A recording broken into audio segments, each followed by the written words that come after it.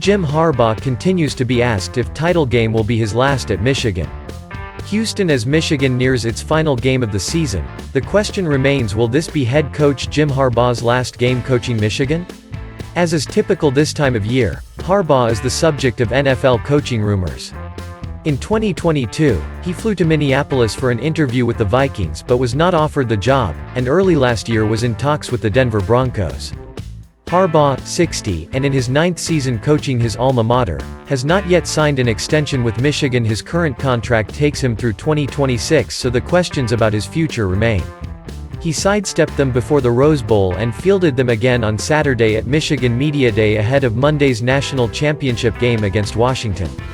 Harbaugh was asked how the outcome might influence his coaching decision.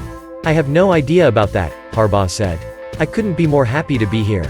This is a tremendous city. They do everything big in Texas, and this is cool. This is right where we want to be. This is where we worked to get there."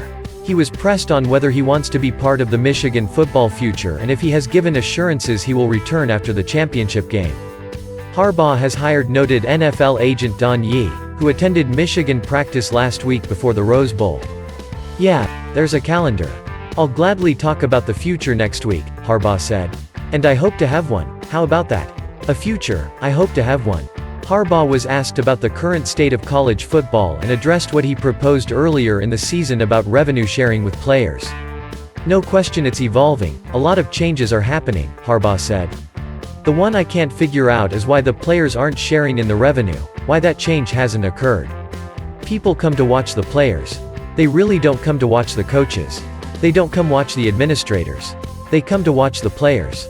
And in a world where the revenue is ever growing, the student athletes being able to participate in that ever-growing revenue, who could argue against them? And when is that going to change? When is everybody going to start using their voice to say, 'Hey, this is wrong. This isn't right'?" Harbaugh said he doesn't know the answers but believes they can be found to effectively benefit the athletes. "I don't know how the sausage gets made completely," Harbaugh said, "but there's a lot of smart people that do. That know a lot about revenue sharing. Know a lot about how those algorithms and economics work. And the real issue is there's no voice for the players. And the organizations, conferences, universities, NCAA, they're well represented. They have legal firepower at every angle. And the student athletes, they don't have a voice. They're not represented in any way, and that needs to change, too. But like I said, if stuff can happen this quick, like we've seen this year, then I'm hopeful that there's a wrong that could be righted quickly as well."